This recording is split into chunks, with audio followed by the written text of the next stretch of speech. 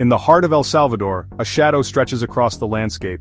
This is no ordinary shadow, it emanates from the Centro de Confinamiento del Terrorismo, or CECOT. Located in Tecoluca, this sprawling complex is not just another prison. It is a monument to a nation grappling with violence, a symbol of iron-fisted policies, and a subject of international scrutiny. CECOT is a fortress of concrete and steel, a stark reminder of the Salvadoran government's war on gangs.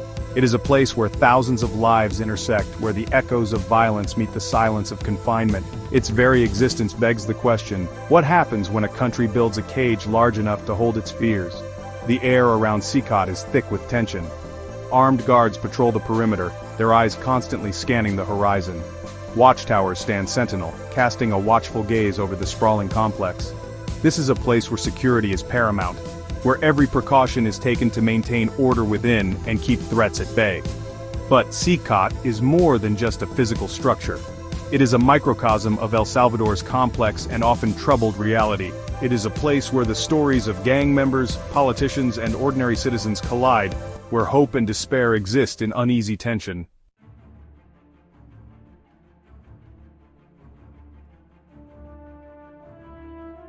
CECOT's story did not begin within its imposing walls. It started with a surge in violence that gripped El Salvador in 2022. The country, already grappling with the presence of powerful gangs like MS-13 and Barrio 18, was plunged into a state of emergency. President Nayib Bukele, known for his uncompromising stance on crime, responded with a show of force. The government launched a wave of mass arrests, sweeping up suspected gang members and filling prisons to capacity. It was a controversial move, one that drew both praise and condemnation. But Bukele was undeterred. He had a bold vision, to build a prison unlike any other, a place where El Salvador's most hardened criminals would be kept far from society. Construction of CECOT began in late 2022, a testament to the Salvadoran government's determination to break the back of organized crime. The project, estimated to have cost around $100 million, was a massive undertaking. It was a race against time, a desperate attempt to regain control of a nation teetering on the brink. News of the mega-prison sent shockwaves through El Salvador and beyond. Some lauded it as a necessary evil, a drastic measure needed to combat an unprecedented crisis. Others condemned it as a human rights disaster waiting to happen, a symbol of authoritarianism and a disregard for due process.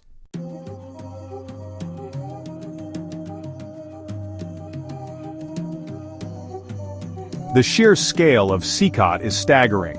Spread across 166 hectares, it is the largest prison in Latin America, capable of housing up to 40,000 inmates. Its 8 cell blocks, each with 32 cells, are designed to hold a staggering number of prisoners.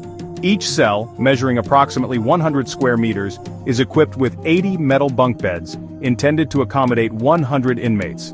These numbers paint a stark picture of the challenges facing El Salvador. They speak to the deep roots of gang violence, the government's unwavering commitment to law and order, and the human cost of this ongoing conflict. But they also raise a host of questions. Can a prison this large truly be effective in rehabilitating offenders? Or will it simply become a breeding ground for further resentment and violence? And what does the existence of such a facility say about the state of democracy and human rights in El Salvador?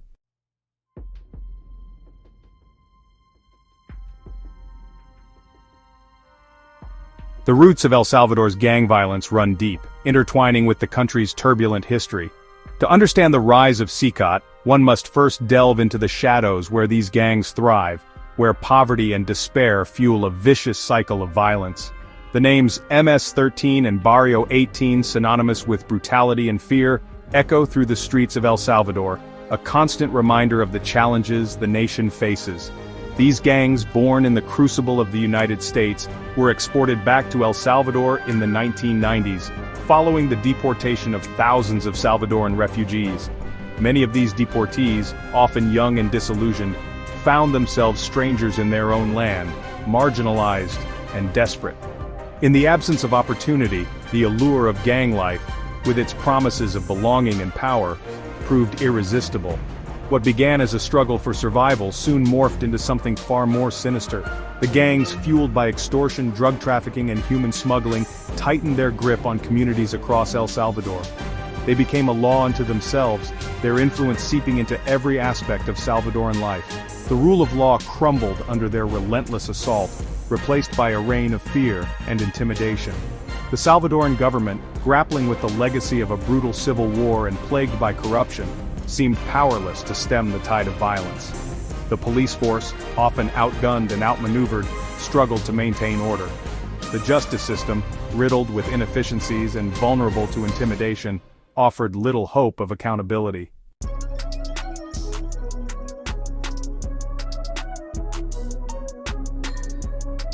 Section 2. Mano dura, a nation strikes back. As gang violence spiraled out of control, the Salvadoran government responded with increasingly draconian measures. The mano dura, or iron fist policies, first implemented in the early 2000s, marked a turning point in the nation's approach to crime. Gone were the attempts at rehabilitation and reintegration. In their place came a policy of zero tolerance, aimed at crushing the gangs by any means necessary. The mano dura policies ushered in an era of mass arrests, aggressive policing, and stricter sentencing guidelines. Police raids became commonplace in marginalized communities, often resulting in arbitrary detentions and allegations of abuse. Prisons, already overcrowded and ill-equipped, swelled with new inmates, many of whom were young men accused of gang affiliation based on flimsy evidence. While the mano dura policies did result in a temporary decrease in violent crime, they came at a steep cost. Human rights groups criticized the heavy-handed tactics, alleging widespread abuses and a disregard for due process. The policies also did little to address the root causes of gang violence, such as poverty, inequality, and lack of opportunity. Moreover, the mano dura approach arguably backfired, hardening the resolve of the gangs and driving them further underground. The gangs adapted to the government's tactics, becoming more sophisticated and ruthless in their operations. The cycle of violence, far from being broken, continued to spin, claiming countless lives and eroding the social fabric of El Salvador.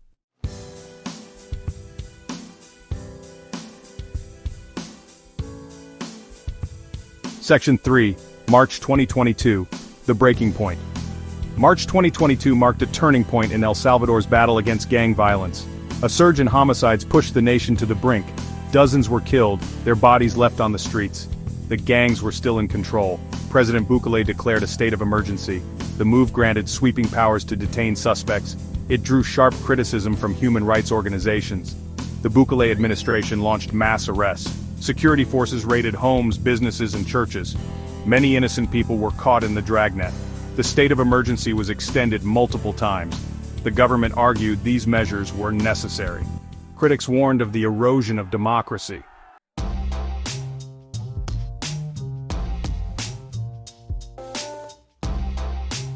Section 4. A country divided. Voices of dissent and support. The government's war on gangs has deeply divided Salvadoran society. Many applaud President Bukele's tough stance, crediting him with security, while others view his methods with unease. The country grapples with a conflict that has no easy answers. For those who lived under gang tyranny, the crackdown is a welcome respite. They see mass arrests and the state of emergency as necessary evils to break the cycle of violence. Others fear the government's cure is worse than the disease. They point to the erosion of democratic institutions, suspension of rights, and arbitrary detentions. The debate extends beyond El Salvador's borders. The international community grapples with Bukele's policies. Human rights organizations condemn mass arrests and restrictions on freedom.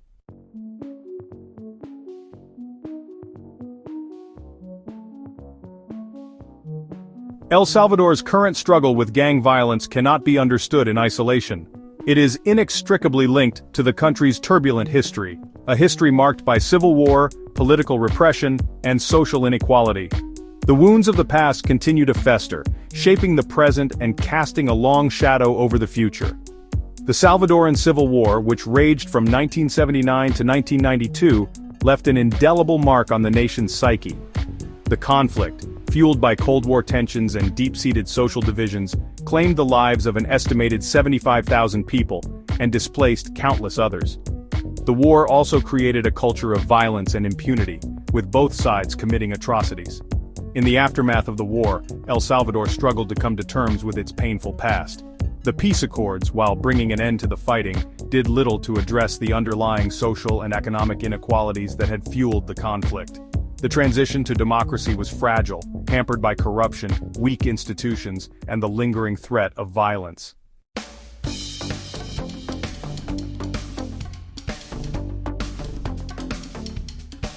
In the flatlands of Tecoluca, where the air hangs heavy with humidity and the sun beats down relentlessly, a fortress arose from the dust. CECOT's construction was a marvel of engineering and a testament to the Salvadoran government's unwavering commitment to its mano dura policies. The project, shrouded in secrecy and driven by urgency, transformed the landscape and signaled a new era in El Salvador's fight against organized crime. Work began in late 2022, just months after President Bukele declared a state of emergency and unleashed a wave of mass arrests. The construction site, a hive of activity, was declared off-limits to the press and human rights observers, fueling speculation and concern about the conditions under which the prison was being built.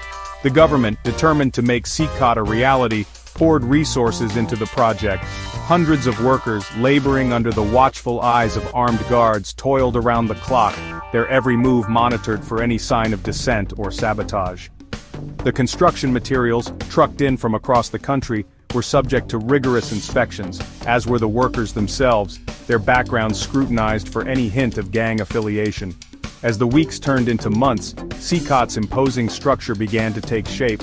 Concrete walls, reinforced with steel bars, rose from the ground, encasing the complex in an impenetrable embrace. Watchtowers, strategically placed along the perimeter, sprouted like steel mushrooms, their elevated platforms offering a panoramic view of the surrounding countryside.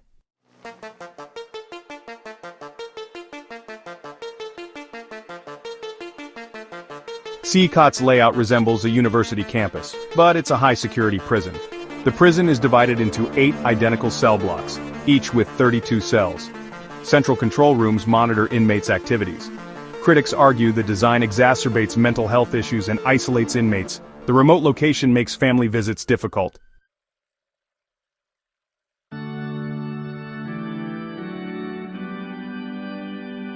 Section 3, Cell by Numbers, Confinement and Concrete. Inside CECOT's walls, the numbers tell a chilling story. Each cell, about 100 square meters, holds up to 100 inmates. Spartan cells offer little comfort or privacy. The walls are bare, with a single harsh light fixture. 80 metal bunk beds dominate the cell's interior. The bunks, stacked too high, offer little comfort. Thin mattresses provide minimal cushioning. Personal space is a luxury few can afford. Cells are sparsely furnished, emphasizing security. A single toilet, separated by a flimsy curtain, offers little privacy. There is no sink, no mirror, no personal storage. Inmates are reduced to numbers in a system designed to control. The air is heavy with the stench of sweat, urine, and disinfectant. The constant hum of lights, clanging doors, and muffled voices create a cacophony of sound.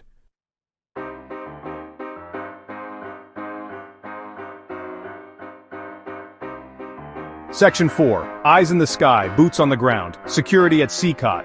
Security at CECOT is omnipresent, extending from the razor-wire-topped walls to the innermost depths of the prison. The complex is designed to be impenetrable, a fortress where escape is unthinkable, and order is maintained through brute force and technological surveillance. High walls topped with razor wire and monitored by motion sensors encircle the complex, while watchtowers provide a commanding view. Inside, guards armed with batons, tear gas, and firearms patrol the corridors, a constant reminder of the consequences of disobedience.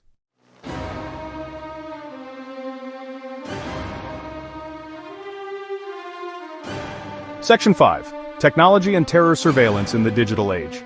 CECOT stands as a chilling example of how technology can be used to monitor and control human behavior. Thousands of surveillance cameras capture every movement, interaction, and flicker of emotion. Facial recognition software scans the faces of inmates and guards alike, flagging any potential security risks. Biometric scanners track the movement of inmates and guards, creating a digital record of their every step.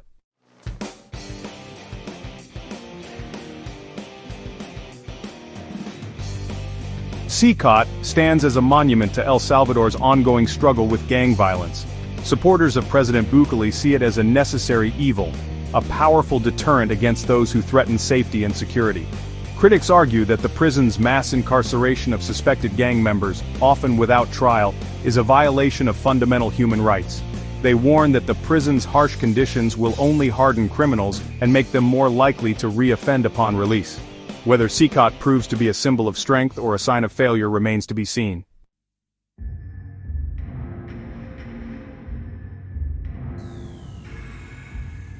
Life inside CECOT is governed by an unyielding routine designed to strip inmates of their individuality and autonomy.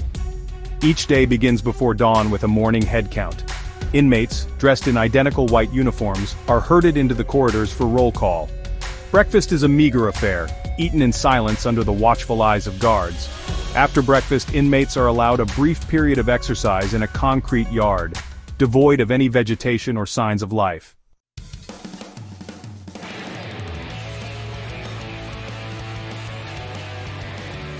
Food at CECOT is more about sustenance than nourishment, a tool of control designed to subdue the body and break the spirit. Meals are bland, repetitive, and often served cold, leaving inmates perpetually hungry. Hygiene is tightly controlled, with limited access to soap, water, and showers. The lack of basic sanitation creates a breeding ground for disease. Inmates are forced to shave their heads and wear identical white uniforms, erasing any outward signs of individuality. The deprivation of these basic human needs is a deliberate tactic designed to break the will of the inmates.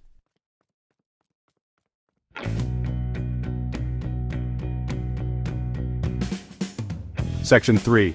Silence and Shadows, Isolation and Mental Strain. Silence hangs heavy in the air at CECOT, smothering any spark of hope or human connection. Inmates are allowed no contact with the outside world, and the only voices they hear are those of the guards. The cells are designed for sensory deprivation with bare walls and harsh lighting. The psychological toll of this isolation is immense, with widespread depression, anxiety, and psychosis.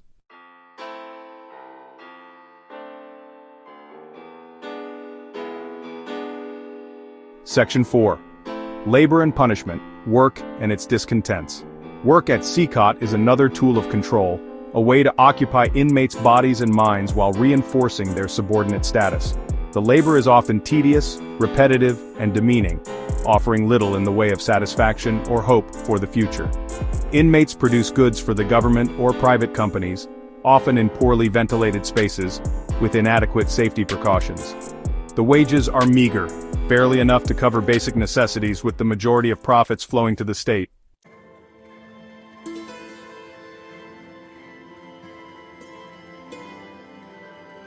Section 5. Echoes of Despair, Health, and Hope Behind Bars. The prison infirmary at CECOT is perpetually overcrowded, its staff overwhelmed by the number of inmates in need of medical attention. The most common ailments are those born of deprivation and neglect: malnutrition, skin infections, respiratory illnesses, and gastrointestinal problems. Mental health care is practically non-existent, with inmates suffering from depression, anxiety, PTSD, and psychosis, often left to languish in their cells. The lack of rehabilitation programs and meaningful human contact creates an environment where despair thrives.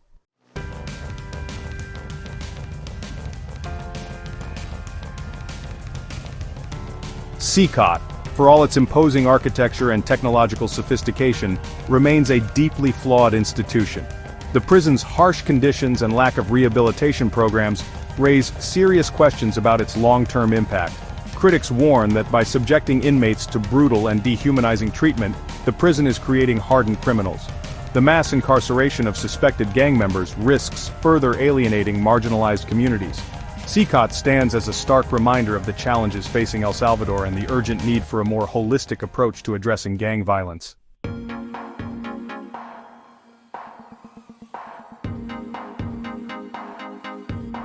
From the moment construction began on CECOT, the mega prison has attracted international attention. News outlets around the world have covered the prison's development, often highlighting the stark contrast between the government's narrative and the concerns raised by human rights organizations. The global spotlight on CECOT has amplified the voices of those both supporting and condemning the prison. Human Rights Watch, Amnesty International, and the Inter-American Commission on Human Rights have all issued statements expressing serious concerns. These organizations argue that the mass arrests carried out under the state of emergency have swept up thousands of innocent people, many of whom have been detained for months without charge or trial.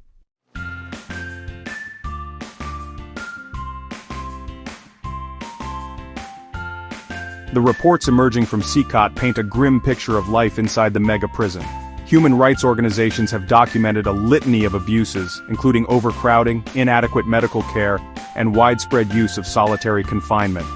Thousands of people have been arrested on flimsy evidence, often based solely on their appearance or alleged gang affiliation. Inside CECOT, inmates report being subjected to routine beatings, starvation, and psychological torture. The international community has been swift to condemn the human rights violations taking place in El Salvador.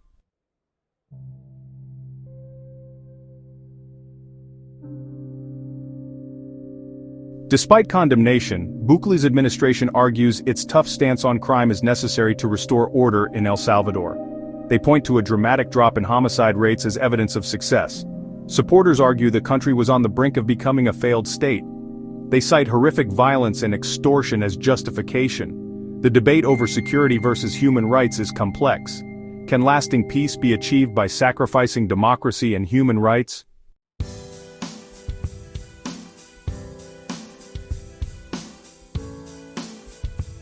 The construction of CECOT and the implementation of El Salvador's mano dura policies have sent shockwaves throughout Latin America, a region grappling with its own struggles with gang violence, organized crime, and government corruption.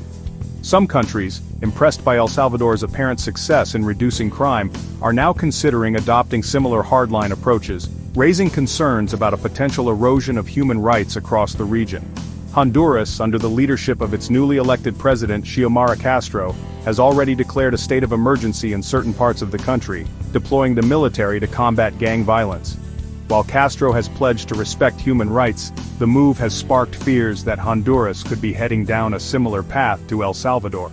Other countries, such as Guatemala and Mexico, are watching the situation in El Salvador closely, weighing the potential benefits of a more heavy-handed approach against the risks to human rights and the rule of law. The success or failure of El Salvador's experiment with mass incarceration and iron-fisted policies could have far-reaching consequences for the entire region. The international community has a responsibility to monitor the situation in El Salvador and throughout Latin America, urging governments to address the root causes of violence and insecurity while upholding human rights and the rule of law.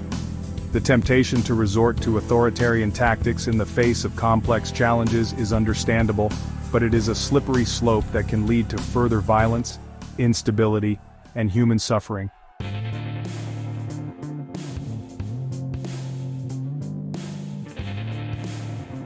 CECOT stands as a stark reminder of the difficult choices facing governments around the world as they grapple with the challenges of crime, violence, and insecurity.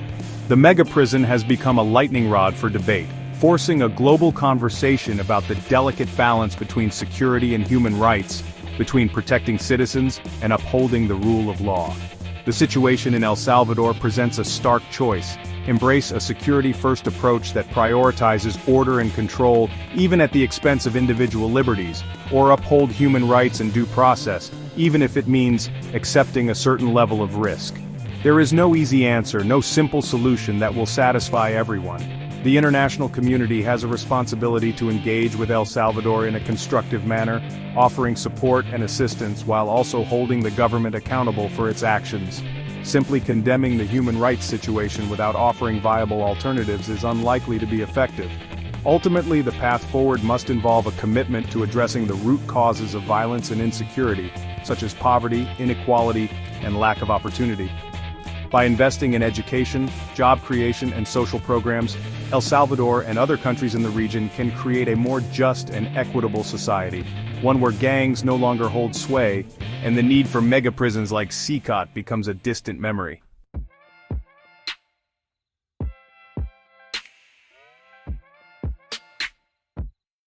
Beyond confinement, CECOT's uncertain future. CECOT, a monument to El Salvador's battle against gang violence, stands as a stark reminder of the country's commitment to a security-first approach.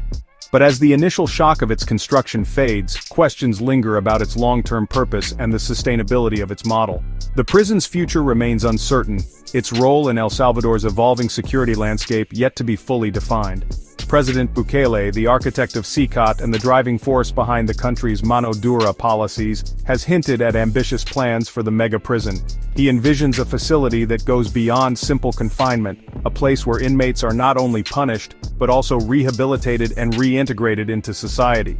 However, concrete details about these rehabilitation programs remain scarce, fueling skepticism about the government's true intentions. Some speculate that CECOT, with its massive capacity and isolated location, could be used to house a wider range of offenders, including those accused of lesser crimes or even political prisoners.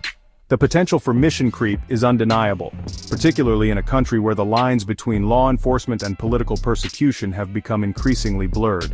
The international community, wary of El Salvador's authoritarian drift, will be watching closely to see how CECOT is utilized in the years to come.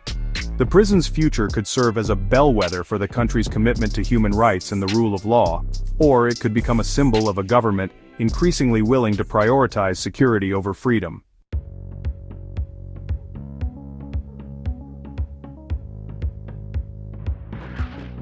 A national security pawn, CECOT, in geopolitical play. CECOT's significance extends beyond El Salvador's borders, its imposing presence casting a shadow over the geopolitical landscape of Central America. The prison has become a bargaining chip in El Salvador's dealings with its neighbors and international partners, particularly the United States, as President Bukele seeks to leverage its existence to advance his own political and economic interests. One of the most controversial proposals involves the potential leasing of CECOT to the United States for the detention of undocumented immigrants. The idea, floated by Bukele himself, has sparked outrage among human rights groups, who view it as a cynical attempt to profit from the suffering of vulnerable populations. The United States, grappling with its own challenges on immigration, has yet to formally respond to the proposal. However, the Biden administration's focus on addressing the root causes of migration and its criticism of El Salvador's human rights record suggests that such a deal is unlikely to materialize. Beyond immigration, CECOT could become a pawn in the broader geopolitical struggle between the United States and China for influence in Central America. China, with its growing economic clout, has been actively courting El Salvador and other countries in the region, offering loans, investments, and infrastructure projects. The United States, wary of China's growing influence, may be tempted to turn a blind eye to El Salvador's human rights abuses in order to maintain its own strategic position.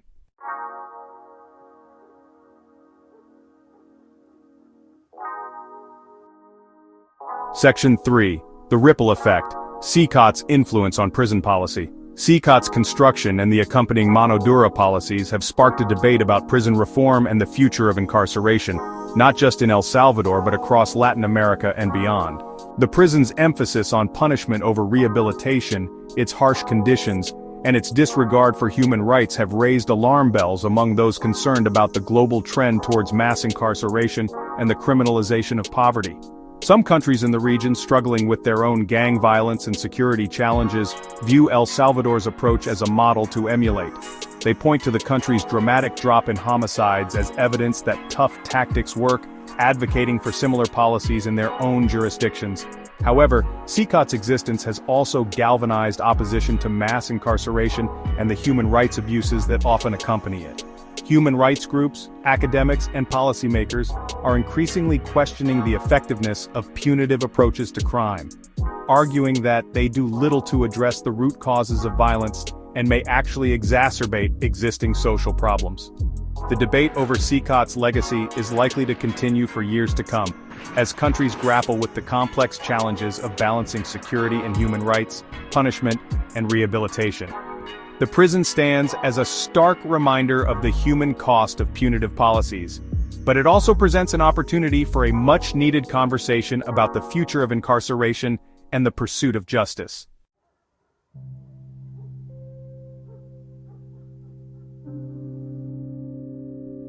Section 4. A legacy of iron or a catalyst for change. CECOT's legacy remains unwritten. Will it be a monument to repression or a catalyst for change?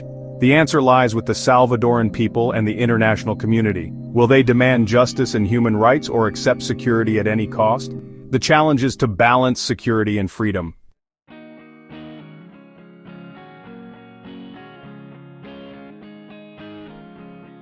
Section 1. CECOT. A microcosm of crisis.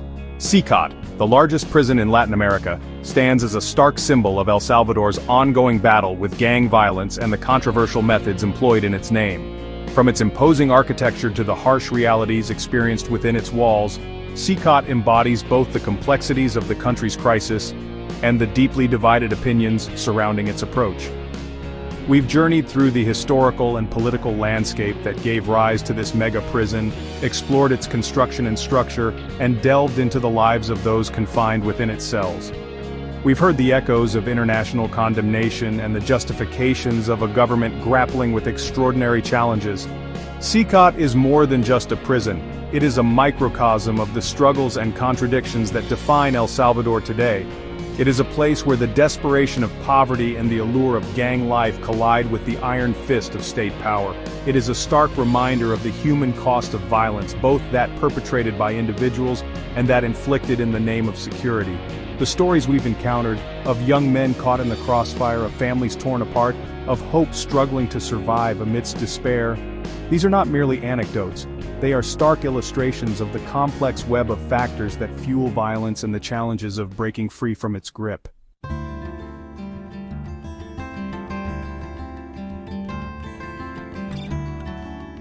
Section 2. Beyond the Walls. A question of balance. Can true security be achieved at the expense of human rights? Can society eradicate violence by mirroring brutality? The debate around CECOT reflects a struggle to define justice. Is it about punishment or addressing crime's root causes? The path forward for El Salvador remains uncertain. Quick fixes are tempting, but their long-term consequences can be devastating. True peace cannot be built on fear and repression. It requires addressing inequalities and upholding the rule of law. The future of El Salvador hangs in the balance. The choices made today will determine the legacy of this mega-prison.